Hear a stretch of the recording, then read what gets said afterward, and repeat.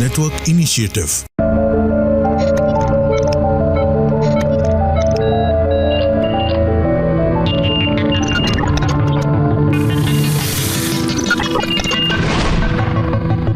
नमस्कार, माझा डॉक्टर कार्यक्रमात मी डॉक्टर महेश चिटणीस सर्वेक्षकांचं मनपूर्वक स्वागत करतोय.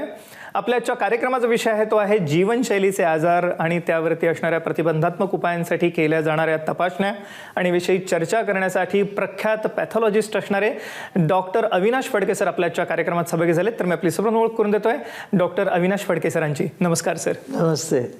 डॉक्टर अविनाश फडके सरांचं व्यक्तिमत्व केवळ आता महाराष्ट्रातच नव्हे तर भारतात आणि आंतरराष्ट्रीय स्तरावरती प्रख्यात आहे. कारण अत्यंत अचूक अशा तपासण्या ह्या सर्वसामान्य लोकांपर्यंत पोहोचवण्याचं श्रेय हे डॉक्टर अविनाश फडके सरांना जातं. आणि त्याचेच एक परिणिती म्हणून मला आवर्जून सांगावंसं वाटतं की सध्या ते SRL डायग्नॉस्टिकचे प्रेसिडेंट आणि मेंटॉर म्हणून कार्यरत आहेत. आणि सगळ्यात महत्त्वाचं म्हणजे त्यांनी केलेल्या ह्या कौतुकास्पद कामगिरीबद्दल त्यांना विविध प्रकारचे मान सन्मान देऊन पुरस्कृत करण्यात आलेलं आहे. त्यातले जरूर काही अवॉर्ड्स मला सांगावेसे वाटतात. त्याच्यामध्ये टाइम्स ऑफ इंडिया ग्रुपकडनं दिलं जाणारं प्रोफेशनल ऑफ इयर अवॉर्ड देऊन त्यांना सन्मानित करण्यात आलं होतं. खास करून हेल्थकेअर एक्सप्रेस अवॉर्ड देऊन त्यांना सन्मानित करण्यात आलेलं आहे. त्यांच्या लॅबोरेटरीला बेस्ट लॅबोरेटरी अवॉर्ड मिळालेला आहे.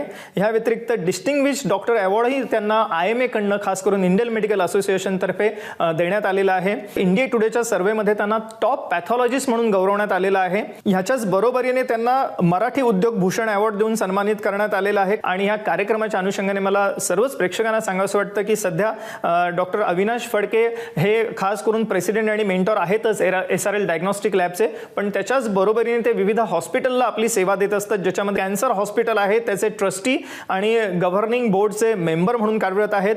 ह्या व्यतिरिक्त BARC म्हणजेच भाभा ॲटॉमिक रिसर्च सेंटरचे ते गेस्ट फॅकल्टी मेंबर आहेत. ह्या व्यतिरिक्त खास करून जो MD पॅथॉलॉजीचा अभ्यासक्रम आहे मुंबई युनिव्हर्सिटीचा त्याच्यासाठी टीचर म्हणूनही ते कार्यरत आहेत. सर, या कार्यक्रमाच्या अनुषंगाने मला आपल्याला पहिला प्रश्न असा विचारावासा वाटतं की गेल्या काही वर्षांमध्ये विविध आजारांचं स्वरूप बदलतोय. सध्या जे काही जीवनशैलीतले बदल घडलेले आहेत त्यामुळे सर्वप्रथम एक पॅथॉलॉजिस्ट म्हणून कोणकोणत्या स्वरूपातले रुग्ण आपल्याकडे जास्त करून येताना आपल्याला दिसतात, कोणते कोणते आजार घेऊन येताना दिसतात, काय समस्या आहेत ह्या लोकांच्या, काय सांगता येईल? जीवनशैलीचे आजार आपल्या देशात पूर्वी इन्फेक्शियस डिसीज म्हणजे मलेरिया, डेंग्यू, TB हे मोठाले आजार समजले यायचे. ते तर आता आहेतच, पण जीवनशैलीमुळे होणारे आजार आता त्याच्यापेक्षाही जास्त महत्त्वाचे आणि प्रमाणाने जास्त प्रमाणावर आढळून येतात. याच्यामध्ये आपल्याला pre diabetes, diabetes, PCOS, hypertension, fatty liver आणि अनेक प्रकारचे कॅन्सर असे साधारणतः हे आजार आहेत असं म्हणता येईल. आणि आपल्याला माहिती आहे की याच्यामुळे इतरही अनेक पक्षाघातासारखे आजार तर होऊ शकतात, पण इतरही अनेक गोष्टींवर याचा शरीरात परिणाम होत असतो. या अनुषंगाने मला सर्वच प्रेक्षकांना सांगायचे की आपण स्क्रीनवरती जे नंबर बघत आहात हे SRL डॉक्टर अविनाश फडके लॅबचे हेल्पलाईन नंबर आहेत. तर जरूर कॉल करा पुढील नंबरवरती. संपर्कासाठी जे आपण स्क्रीनवरती बघत आहात. सर, हे एकंदरीतच आमची सगळी तरुण पिढी आजचा कार्यक्रम बघत आहे. ह्या कोणत्या कोणत्या प्रकारच्या चाचण्या ह्या एकंदरीतच येतात ह्या अंतर्गत, काय सांगता येईल? आपण fasting sugar, post lunch sugar, glycosylated haemoglobin, kidney function test, liver function test आणि युरिनमध्ये मायक्रोअल्ब्युमिन, क्रिएटिनिन याचा रेशो बघण्याची चाचणी या अत्यंत उपयोगाच्या गोष्टी आहेत. कारण ब्लड प्रेशर किंवा डायबेटीसमुळे जेव्हा काहीही परिणाम किडनीवर होतो तेव्हा छोट्या प्रमाणात प्रोटीन हे युरिनमधनं जायला लागतं आणि त्याची आपल्याला जाणीव होण्यासाठी हे मायक्रोअल्ब्युमिन क्रिएटिनिन रेशो हा अत्यंत उपयुक्त आहे. तसंच आपल्या रक्तामधलं लिपिड्सचं प्रमाण म्हणजे कोलेस्ट्रॉल, ट्रायग्लिसराईड हेही बघणं आवश्यक आहे. तर मी सजेस्ट करेन की ह्या रुग्णगटांनी म्हणजे ज्यांना ब्लड प्रेशर किंवा डायबेटीसचा प्रादुर्भाव आहे किंवा जे प्री डायबेटिक आहेत त्यांनी किडनी फंक्शनच्या ह्या तपासण्या, लिव्हर फंक्शनच्या तपासण्या आणि लिपिडच्या सगळ्या तपासण्या या 14 तासाच्या उपासानंतर करणं हे योग्य ठरतं. आपल्याला फास्टिंग इन्शुलिनही बघता येतं, कारण अनेकदा टाईप 2 डायबेटीसमुळे इन्शुलिनचं प्रमाण जास्त असतं आणि त्या रुग्णांना अजून इन्शुलिन देण्यात काही फायदा नसतो. तर त्यांना वेगळ्या प्रकारची औषधं आता नवीन आलेली आहेत ज्याला आपण ग्लिफोसिन म्हणतो किंवा मेटफॉर्मिन म्हणतो, किंवा ग्लिप्टिन्स म्हणतो, की ज्याच्यामध्ये इन्शुलिन न वाढवता डायबेटीस हा कंट्रोल करता येतो. आणि मला आवर्जून सांगावंसं वाटतं की SRL डॉक्टर अविनाश फडके लॅबला खास करून गुणवत्तेचं प्रमाणपत्र देऊन सन्मानित करण्यात आलेलं आहे, ज्याच्यामध्ये विशेष करून खास करून ISO सर्टिफिकेशन आहेच, पण ह्या व्यतिरिक्त खास करून NABL अक्रेडिटेशन म्हणजेच NABLचं सुद्धा गुणवत्तेचं प्रमाणपत्र या ठिकाणी मिळालेलं आहे या लॅबला. त्यामुळे अत्यंत अचूक अशा तपासण्या आपल्याला या ठिकाणी उपलब्ध आहेत सर्वच प्रकारच्या आजारांसाठी. आपल्याला याविषयी अधिक मार्गदर्शन हवं असेल तर जरूर कॉल करा पुढील नंबरवरती. संपर्कासाठी जो आपण स्क्रीनवरती बघत आहात. सर, अर्थातच आपण आता डायबिटीस आणि हाय ब्लड प्रेशरविषयी मार्गदर्शन केलं, तसंच हृदयविकाराचा धोका टाळण्यासाठी कोणत्या चाचण्या आहेत का? आता हृदयविकाराच्या चाचण्या ह्या दोन प्रकारच्या असतात, ज्याला आपण प्रोग्नॉस्टिक मार्कर म्हणतो. म्हणजे आपल्याला हार्ट अटॅक येण्याच्या आधी हार्ट अटॅकची संभावना वाढलेली आहे का हे बघण्याच्या चाचण्या करणं सगळ्यात महत्त्वाचं असतं. त्याच्यात ज्याला आपण HSCRP म्हणतो, म्हणजे हाय सेन्सिटिव्ह सी रिॲक्टिव्ह प्रोटीन, ही अत्यंत महत्त्वाची चाचणी आहे. तसंच कोलेस्ट्रॉल आपल्याला माहिती आहे, पण दुसरं लिपोप्रोटीन A ही दुसरी चाचणी महत्त्वाची आहे. आणि हल्ली ट्रोपोनिन I याची पण चाचणी ही उपयुक्त मानली जाते.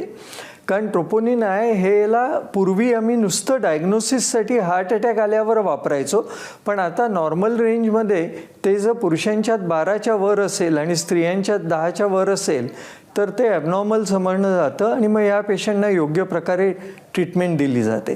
तर आपल्याला माहिती असलेल्या लिपिड आणि शुगरखेरीज high sensitive C reactive protein, troponin I आणि लिपोप्रोटीन A या चाचण्या ह्या हृदयविकाराची संभावना आहे का हे बघण्यासाठी अत्यंत उपयुक्त आहेत. का हार्ट फेल्युअरचं निदान जर करायचं असेल तर त्याच्यासाठी NT-proBNP ही तपासणी अत्यंत उपयुक्त असते. तर त्यामुळे आपल्याला जर का हे असणारे धोके टाळायचे असतील, ज्याच्यामध्ये डायबिटीस आहे, हाय ब्लड प्रेशर आहे, हृदयविकार आहे, किंवा त्याच अनुषंगाने स्ट्रोक सारखी समस्या आहे, पॅरालिसिस सारखी समस्या आहे, तर जरूर कॉल करा पुढील नंबरवरती. संपर्कासाठी जो आपण स्क्रीनवरती बघत आहात. सर, थोडंसं स्ट्रोक पॅरालिसिस विषयी त्यामध्ये सुद्धा काही चाचण्या आपल्याला इंडिकेशन देऊ शकतात का? तर ज्या kidney function test, lipid test आणि हृदयविकार टाळण्यासाठीच्या टेस्ट आपण बघितल्या आणि मायक्रोअल्ब्युमिन क्रिएट रेशो ही टेस्ट बघितली, या सगळ्या आपल्याला स्ट्रोकच्या प्रिव्हेन्शनसाठी तितक्याच उपयुक्त आहेत. आणि डायबिटीसची चाचणीसुद्धा, कारण डायबिटीस आणि ब्लड प्रेशर ही स्ट्रोक येण्याची आणि किडनी फेल्युअरची दोन मुख्य कारण आहेत. आणि या अनुषंगानेच SRL डॉक्टर अविनाश फडके लॅबने काही चाचण्या सुद्धा आज उपलब्ध करून दिलेल्या आहेत सर्वसामान्यांसाठी. याविषयी अधिक मार्गदर्शनासाठी जरूर आपण कॉल करा पुढील नंबरवरती. संपर्कासाठी आपण स्क्रीनवरती बघत आहात. सर, चाचण्यांविषयी जाणून घेत असताना अर्थातच वेगवेगळ्या कॅन्सरमध्ये वेगवेगळ्या चाचण्या आपण बघतोच, पण एक काही आमच्या प्रेक्षकांसाठी आम्हाला सुरुवातीला काही सांगता येईल का? कारण जे खूप कॉमनली आढळणारे कर्करोग आहेत, स्तनांचा कर्करोग झाला, सर्वायकल कॅन्सर झाला, किंवा पुरुषांमध्ये प्रोस्टेट कॅन्सर सारखी समस्या आहे, तर PSA सारखी चाचणी आहे. सो ह्याबद्दल आम्हाला अधिक काही सांगता येईल का? आता आपण स्त्रियांविषयी बोलायचं झालं तर सर्वायकल कॅन्सरसाठी पॅप स्मिअर हा रेग्युलरली करायला पाहिजे. पण सर्वायकल कॅन्सरसाठी पॅप स्मिअर आणि HPV DNA ही तपासणी उपलब्ध आहे. ओव्हेरियन कॅन्सरसाठी आपल्याला रक्तामध्ये CA-125 ही तपासणी करता येते.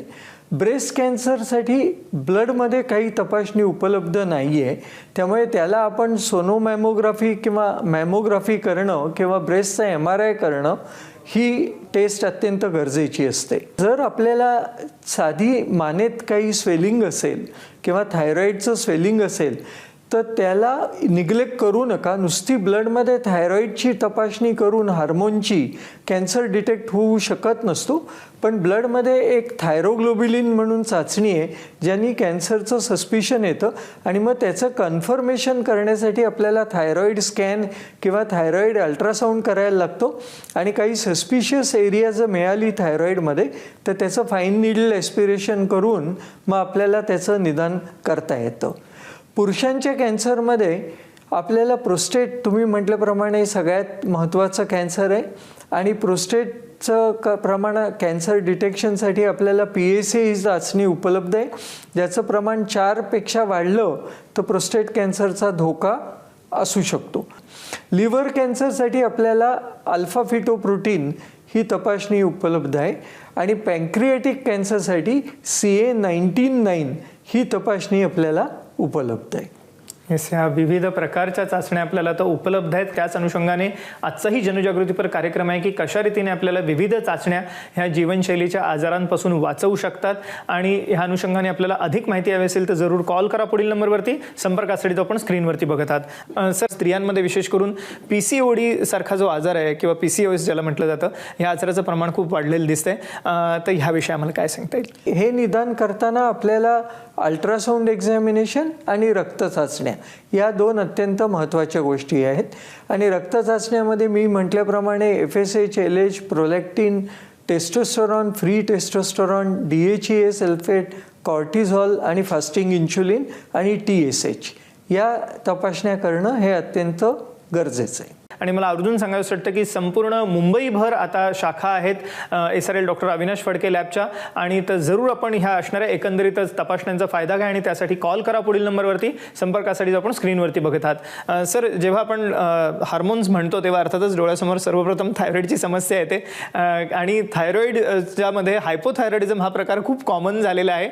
हा पण जीवनशैलीशी निगडीत आहे का? आणि काय एकंदरीतच याच्यामध्ये तपासण्या केल्या जातात, काय सांगता येईल? ज्याला आपण हायपोथायरॉइडिझम म्हणतो तो दोन प्रकारचा असतो.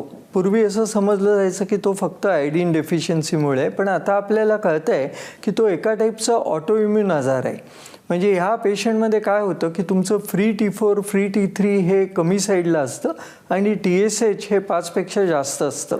बहुतेक वेळेला TSHचं प्रमाण आधी वाढतं आणि फ्री T3, फ्री T4चं प्रमाण नंतर कमी होतं. त्यामुळे TSH हे डायग्नोसिससाठी असणारी सगळ्यात महत्त्वाची तपासणी आहे. तर थोडक्यात उत्तर द्यायचं झालं तर हायपोथायरॉइडिझमच्या निदानासाठी फ्री T3, फ्री T4 आणि TSH आणि अँटीथायरोग्लोबिलिन आणि अँटीमायक्रोसोमल अँटीबॉडी या अत्यंत महत्त्वाच्या आहेत. आपण आत्ता जाणून घेतलं डॉक्टर अविनाश फडके सरांकडनं की कशा रीतीने थायरॉईडच्या समस्येसाठी सुद्धा आता अचूक पद्धतीच्या तपासण्या उपलब्ध आहेत, ज्याद्वारे अचूक निदान होऊन आपण त्यावरचे उपचार हे योग्यरित्या घेऊ शकतो. त्यामुळे जरूर आपल्याला कोणत्याही स्वरूपाच्या चाचण्या करायच्या असोत किंवा कोणत्याही स्वरूपाचा आजार असो, आपल्याला सर्वोत्तम स्वरूपाच्या चाचण्या उपलब्ध आहेत SRL डॉक्टर अविनाश फडके लॅबमध्ये. SRL डॉक्टर अविनाश फडके लॅबला क्वालिटीचं प्रमाणपत्र मिळालेलं आहे. दोन्ही ISO सर्टिफिकेशन आहेच, पण NABL एक्रेडिटेशन सुद्धा गुणवत्तेचं प्रमाणपत्र मिळालेलं आहे. त्यामुळे या ठिकाणच्या असणाऱ्या अचूक चाचण्या आता आपल्याला उपलब्ध आहेत. फक्त याचा लाभ घेण्यासाठी आपल्याला कॉल करायचा आहे पुढील नंबरवरती. संपर्कासाठी जो आपण स्क्रीनवरती नंबर बघत आहात हा SRL डॉक्टर अविनाश फडके लॅबचा हेल्पलाईन नंबर आहे. ह्याच्यावरती जरूर आपण फोन करू शकता, अपॉइंटमेंट घेऊ शकता आणि ह्या सर्व चाचण्यांचा लाभ घेऊ शकता. तर जरूर कॉल करा पुढील नंबरवर. संपर्कासाठी जो आपण स्क्रीनवरती बघत आहात. सर, ह्या अनुषंगाने मला विचारायचं आहे, आपण जीवनशैलीतल्या बदलांविषयी बोलतो आहोत आणि आजारांविषयी बोलतो आहोत. तो एक आपल्याला दिसतं की आजकाल तरुणाईमध्ये खूप शैथिल्य आलेलं आहे. बऱ्याच लोकांना विकनेस असतो किंवा नैराश्य असतं, अनुत्साह असतो, काही काम करावं असं वाटत नाही आणि अशा समस्या बऱ्याच ठिकाणी बघतो. आणि हे सगळं हे व्हिटॅमिन डिफिशियन्सीमुळे होतं का? आणि विशेष करून सध्या गेल्या काही काळामध्ये व्हिटॅमिन D3 विषयी किंवा B12 विषयी बऱ्याच प्रमाणामध्ये उहापोह होतोय. तर ह्याविषयी आम्हाला काय सांगता येईल? आता महेशनी सांगितल्याप्रमाणे थकवा येणं, बोन पेन्स होणं, अशक्तपणा वाटणं, जनरली ज्याला आपण म्हणतो की उत्साह नाही असं वाटणं, असे नॉन स्पेसिफिक सिम्पटम असतात. किंवा B12 डेफिशियन्सीमुळे कधीकधी ॲनिमिया होऊ शकतो. पेशंटला प्लेटलेट काउंटसुद्धा ड्रॉप होऊ शकतो. तर असे विविध प्रकारचे सिम्पटम्स असतात. तर याच्यासाठी रक्तात ही चाचणी करून घेणं एकदा उपयुक्तता अशी असते का याची ट्रीटमेंट करणं अगदी इझी असतं.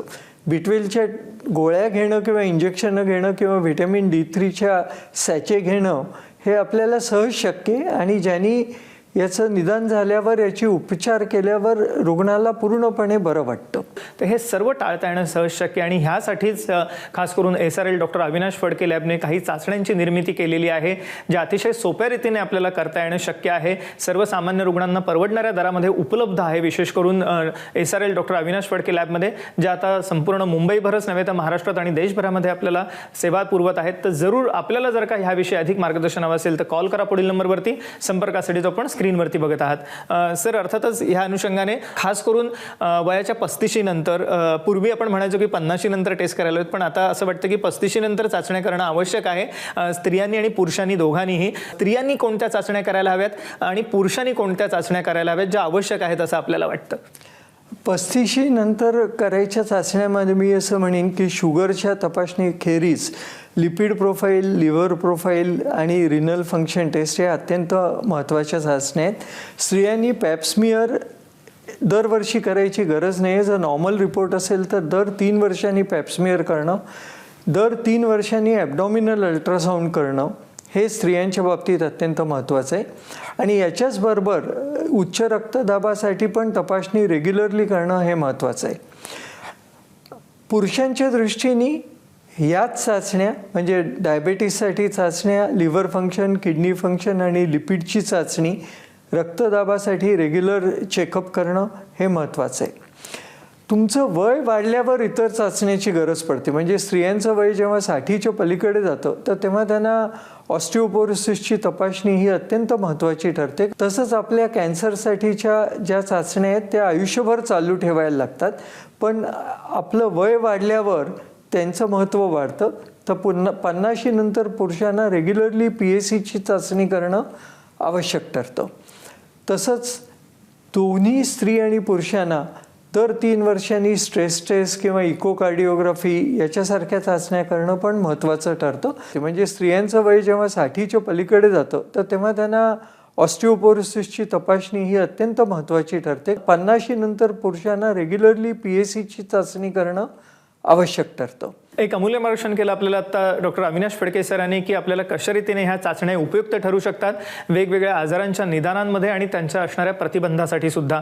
तर जरूर आपल्यालाही जर का कोणत्याही स्वरूपाचा आजार असो किंवा कोणत्याही स्वरूपाची आपली समस्या असो, आपण निराश होऊ नका. आपल्याला जरूर या ठिकाणी मार्गदर्शन उपलब्ध आहे आणि त्यासाठीच हेल्पलाईन नंबर आपण जो स्क्रीनवरती बघत आहात हा जरूर टिपून घ्या. हा SRL डॉक्टर अविनाश फडके लॅबचा हेल्पलाईन नंबर आहे. ह्याच्यावर आपण फोन करू शकता, अपॉइंटमेंट घेऊ शकता आणि जरूर ह्या सर्व तपासण्यांविषयी अधिक मार्गदर्शन घेऊ शकता आणि याचा लाभ घेऊ शकता. सर, अर्थातच ह्या अनुषंगाने मला विचारायचं आहे की जी आपल्याकडची जी लॅबमधल्या सिस्टीम्स आहेत, नवीन नवीन सिस्टीम आपण जरूर आणत असता आणि ही टेक्नॉलॉजी सर्वसामान्य रुग्णांना आपण उपलब्ध करून दिलेली आहे. तर एकंदरीतच ह्याची गुणवत्ता जी आहे वाढवण्यासाठी कशा रीतीने आपण प्रयत्न करता, ह्यांची अचूकता जी आहे ती कशा रीतीने निश्चित केली जाते, काय सांगता येईल?